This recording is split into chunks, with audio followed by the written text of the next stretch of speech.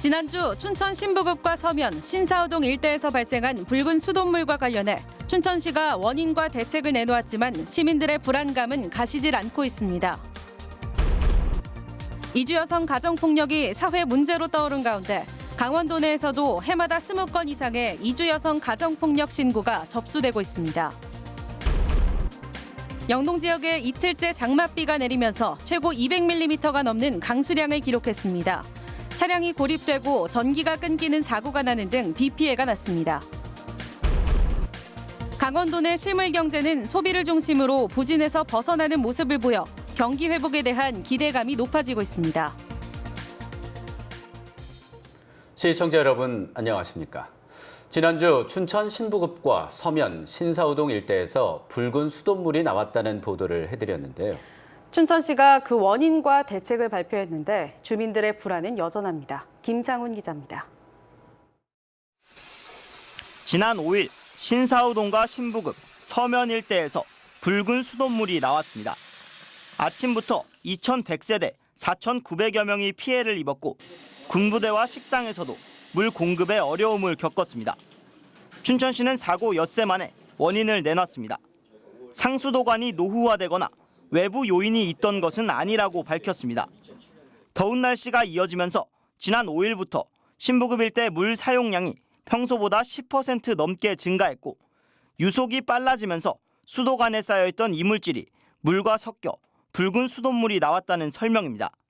그 물수량이 일반 시내 지역보다는 적기 때문에 그 퇴적되어 있던 것이 이제 유속 변화로 인해서 나왔다라고 저희가 판단하고요. 현재 붉은 수돗물은 나오지 않고 있고 수질 검사 결과 이상이 없는 상황입니다. 그러나 설명대로라면 도심 지역과 비교해 물 사용량이 적은 신부급과 서면 등 외곽 지역에서는 언제든 비슷한 일이 또 벌어질 수 있습니다. 이 때문에 춘천시는 소규모 수도관부터 관세척을 실시하겠다고 밝혔습니다. 하지만 지난 5월에 이어 올해만 벌써 2차례 붉은 수돗물 피해를 입은 지역 주민들의 불안은 여전합니다. 항상 불안하지. 식당에서도 그날 일을 못하고 가정에서도 왜 옷을 빨고 뭐 어린이집에 가서는 어린이집 생수를 사다 주더라고요. 춘천시는 지난달 자체 수돗물 브랜드 봄내음을 만들고 정수기 대신 수돗물을 이용해달라며 적극 홍보하고 있습니다. 시민들이 수돗물을 안심하고 또 믿고 마시기 위해서는 맑은 물 공급과 수도관 세척 등 철저한 관리가 먼저 이뤄져야 한다는 지적입니다.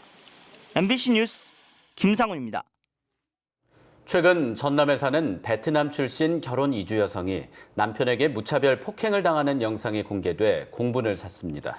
강원도 내에서도 해마다 20건 이상의 이주 여성 가정폭력 신고가 접수되고 있고 사망 사건도 발생하고 있습니다. 홍한표 기자가 보도합니다. 한 남성이 주먹과 발로 여성을 폭행합니다. 여성이 구석에 숨어도 남성의 주먹질은 멈추지 않습니다. 베트남 결혼 이주 여성에 대한 남편의 무차별 폭행 영상이 공개되며 공분을 샀습니다. 도내에서는 이주 여성에 대한 가정폭력이 해마다 20건 이상 발생하고 있고 올해도 상반기까지 11건이 접수됐습니다. 2010년에는 춘천, 2012년 정성과 철원, 2014년 홍천 등 이주 여성이 남편에 의해 숨진 사건도 최소 4건이나 됩니다. 이주 여성은 한국어가 서툴고 사회적 네트워크가 부족해 가정폭력에 더욱 취약할 수밖에 없습니다. 다문화 가족지원센터와 다누리 콜센터와 같은 긴급 지원 상담기관의 역할이 중요합니다. 국제결혼에 대한 프로그램 안내, 그리고 그 안내 중에 인권교육이라든가 다른 나라에 대한 이해에 대한 교육들이 지금 현재 법무부에서 진행이 되기는 하는데 그런 부분들을 조금 더 강화를 해서 경찰 등 관련 기관도 이주 여성에 대한 가정폭력 피해 예방 활동을 강화할 방침입니다. 다문화 가족지원센터와 협업을 통해서 합동 방문 실시하고 가정폭력을 발굴 관리하여 피해 예방 체제를 강화하겠습니다. 2017년 기준 도내 다문화 가족은 7,500가구에 2만 5천 명이 넘는 가운데 더욱 촘촘한 보호장치 마련이 필요합니다. MBC 뉴스 홍한표입니다. 강릉에 이어 횡성에서도 초등학교 영양교사가 조리사들에게 갑질을 일삼았다는 주장이 제기됐습니다. 학교 측이 이런 사실을 도교육청에 일렀지만 늑장 대응했다는 비판이 일고 있습니다. 김진아 기자입니다. 학교 비정규직 노조가 횡성 모 초등학교 영양교사의 갑질을 주장하고 나섰습니다. 조리사, 조리실무사에게 반말은 기본이고 손님 방문 시 과일 좀 깎아와라며 일상적으로 반말과 모욕을 일삼았다는 겁니다. 수술이나 입원이 아니고는 병가를 사용하지 못하도록 하고 영양교사실 청소와 영양사 가운 빨래 같은 부당한 업무를 지시했다고 주장했습니다. 조리사, 조리실무사를 일렬로 세워놓고 조회를 하면서 영양사실이 공적 사용 공간이기 때문에 영양교사 개인이 사용하는 컵과 찻잔, 영양사 가운 빨래, 물통 및 쓰레기통 비우기. 본인 의사와 상관없이 학교의 직원이 그만뒀다고 통보해 다른 사람을 채용한 적도 있다고 말했습니다.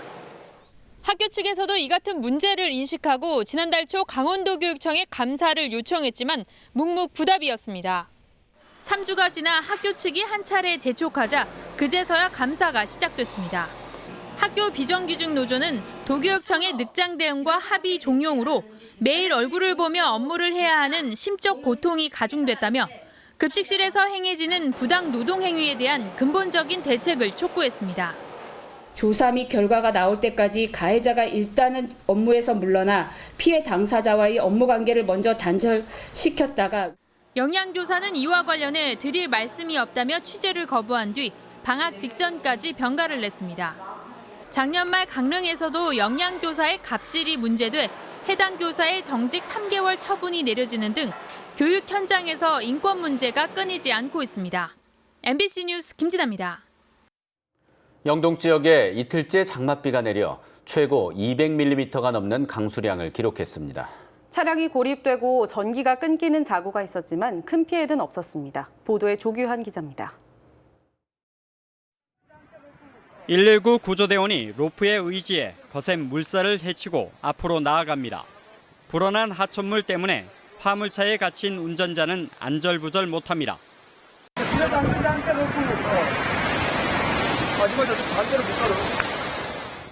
오늘 오전 6시 10분쯤 삼척시 미로면에서 화물차가 불어난 하천물에 갇혀 119 구조대가 60대 여성 운전자를 구조했습니다. 오전 7시 25분엔 강릉시 강동면에서 나무가 쓰러지면서 전선을 건드려 이 일대에 30여 분간 전기가 끊겼습니다. 영동 지역에 이틀째 내린 장맛비는 오후 들어 소강 상태에 접어들었습니다. 호우특보도 모두 해제됐습니다. 영동 지역의 누적 강수량은 고성 미시령과 속초 설악동이 200mm를 넘었고 강릉과 삼척 등 다른 곳도 100mm를 넘었습니다.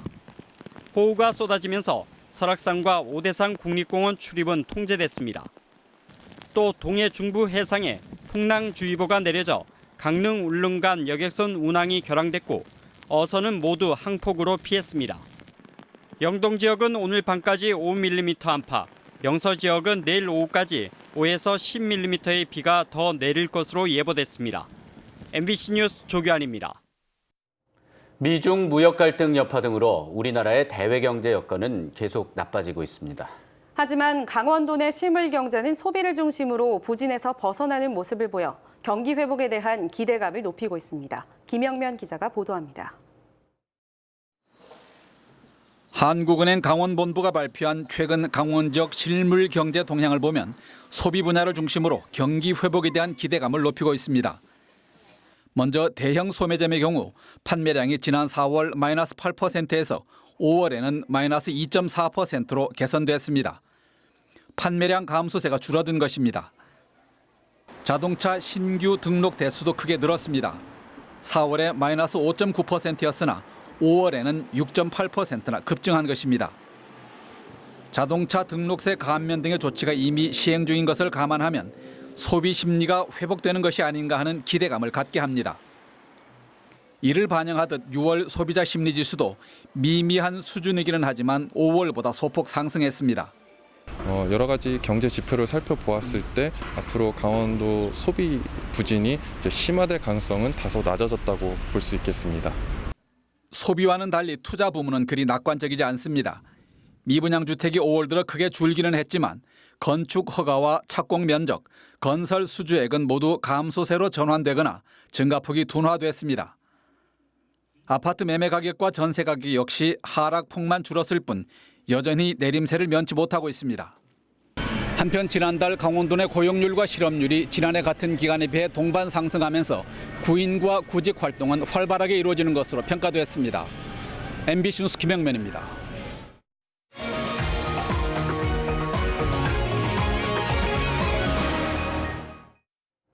강원도와 평창군이 공동으로 추진한 2021 국제청소년 동계 스포츠대회 유치가 국제청소년 스포츠대회 집행위원회에서 최종 확정됐습니다.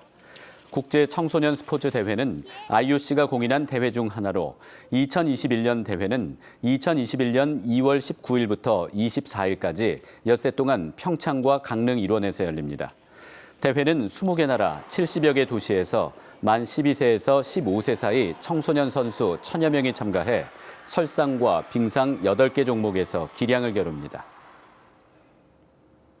고령화와 인구 감소 현상을 동시에 겪고 있는 농촌을 살리기 위해 다양한 대책이 추진됩니다.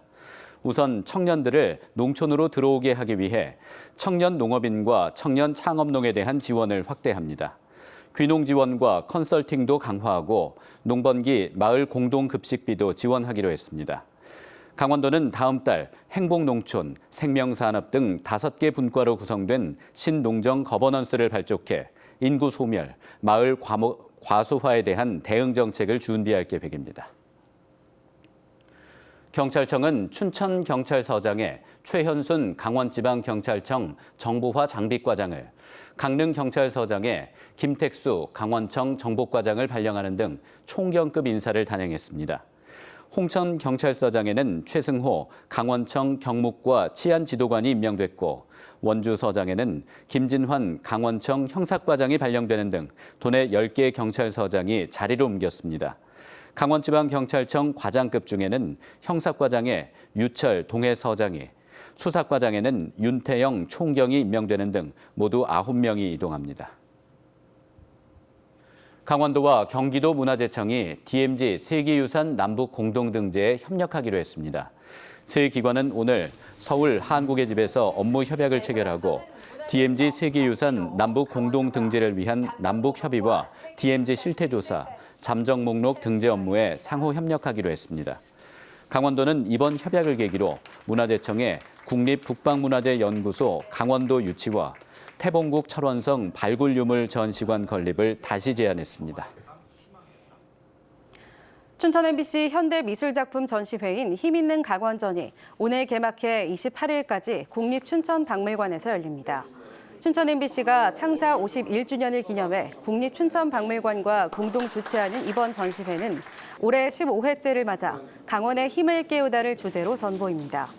특히 강원도와 인연을 둔 작가 22명이 출품한 현대미술 작품 22점이 전시돼 원로 작가의 중후함과 젊은 작가의 신선한 감각을 한자리에서 감상할 수 있습니다. 강원도 장애인체육회가 장애인 실업팀인 보치아팀을 창단했습니다. 강원도 보치아팀은 3명의 선수가 있는데 정호원, 서현석 선수는 현 국가대표, 맹현우 선수는 전국 장애인체육대회 은메달리스트입니다.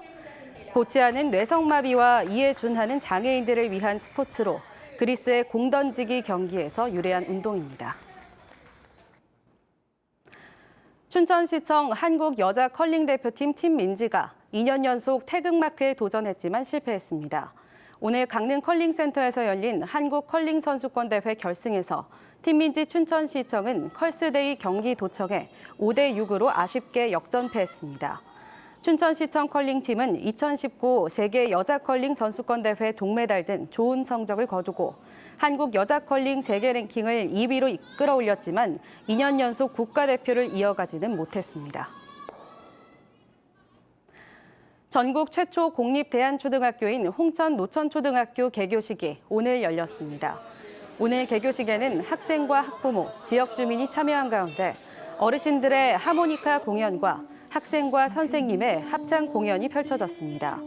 노천초등학교는 73명의 전입생을 선발해 이번 달부터 교육과정 운영을 시작했고 국어와 수학, 영어 등 기본 교과와 함께 공감 소통, 철학, 자치 등 대안 교과를 통해 학생 맞춤형 교육을 진행하고 있습니다.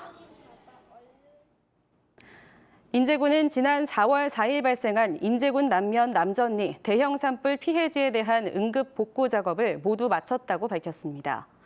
인제군에 따르면 산불로 인한 2차 피해를 예방하기 위해 그동안 345헥타르에 달하는 피해 지역을 대상으로 민가 주변 산사태 예방 사업 등 응급 복구 사업을 마무리했습니다.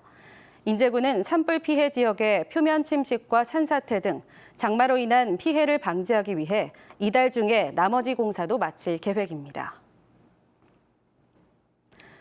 최근 6경기 연속 무패 행진으로 상승세를 탄 강원FC가 경남FC를 상대로 내일 홈경기를 치릅니다.